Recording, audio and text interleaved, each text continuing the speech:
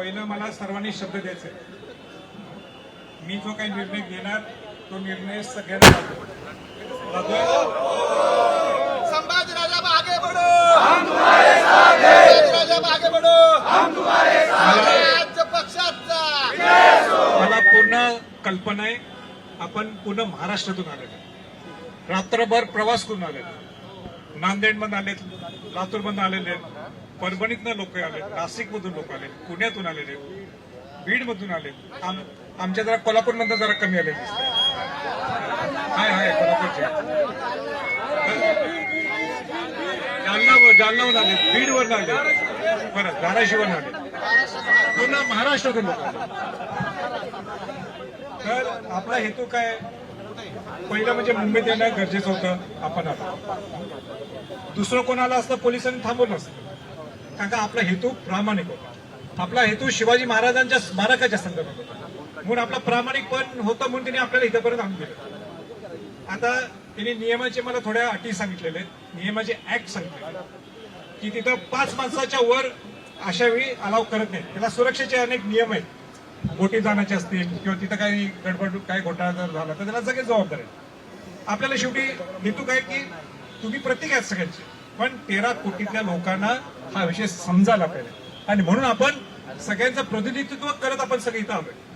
मी त्यातला एक भाग आहे, आणि म्हणून मी 2 गोष्टी त्यांच्याकडनं घेतलेल्या. 5 लोकांनी आता आम्ही आज जाणार, आमच्याकडे कमीत कमी 50 लोक तर पाहिजे. 50 लोक कोण निवडणार, मी 2 नावं सांगेन, तेच निवडतील, 50 लोक येतील. बाकीच्यांनी सगळ्यांना लाईव्ह दिसणार आहे तुम्हाला.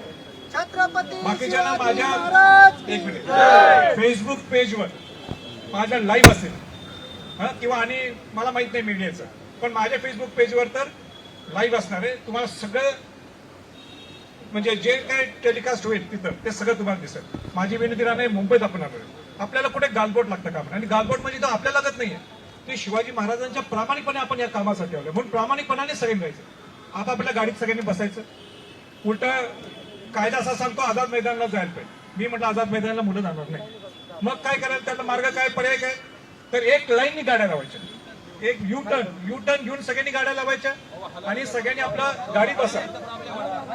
नाही 1 मिनिट, वाटलं तर एसी लावा गाडी, काय प्रॉब्लेम नाही, नवीन काळ आहे आता, गाडीत एसी असतोच, गाडीत एसी लावा, शांतपणाने बसा.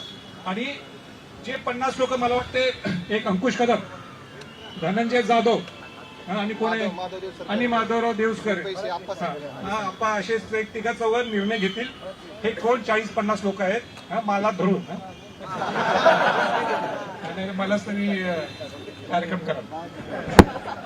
तर ते एवढं शांत, तुम्ही ऐकणार माझं सगळे, हात वर करा, महाराष्ट्राला आवाज ऐकणार, ऐकणार तुम्ही माझं,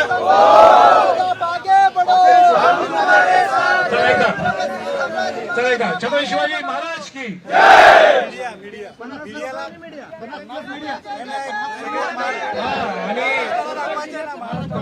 आणि मीडिया पाहिला मला पुढे मुंडेजी कुठे, मीडिया पाहिला नाहीतर हे आम्हाला बाहेर दिला, आम्ही 50 जाऊ, असं व्हायला नको. तर सगळे ऐकणार ना, शब्द दिला तुम्ही इथं, तुम्ही स्वराज्य पक्षाच्या, स्वराज्य प्रमुखाच्या आणि मीडियाने तुम्ही यायचं म्हणजे महाराष्ट्रात दाखवायला पाहिजे, नाही तर तिथे उगाच आपला फेरफटका नको. आणि तुम्ही शब्द स्वराज्य प्रमुखाला देत नाहीये, कोणाला देताय, छत्रपती. आता धनंजय नाही बसतील,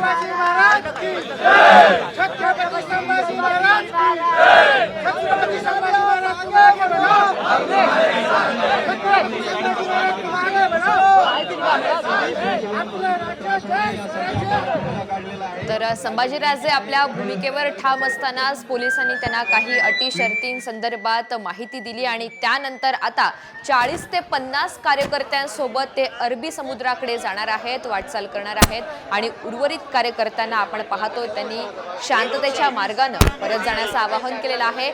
40 ते 50 कार्यकर्त्यांसोबतच आता संभाजीराजे हे अरबी समुद्राकडे जाणार आहेत. काही कार्यकर्त्यांसोबत ते आता पुढे वाटचाल करतील. शिवस्मारक शोधण्यासाठी अरबी समुद्रात जाण्यावर मात्र संभाजीराजे ठाम आहेत. अरबी समुद्रात छत्रपती शिवाजी महाराज यांचं स्मारक उभारण्याची घोषणा झाली तेव्हा आम्हाला आनंद झाला, अशी भावना काही वेळापूर्वी संभाजीराजे यांनी व्यक्त केली. त्यावेळी पंतप्रधान नरेंद्र मोदी यांनी शिवस्मारकाचं जलपूजन केलं. मात्र आता 8 वर्षांचा कालावधी लोटल्यानंतर सुद्धा शिवस्मारकाच्या कामाला सुरुवात झालेली नाही आणि याच मुद्द्यावरून संभाजीराजे आक्रमक झालेत.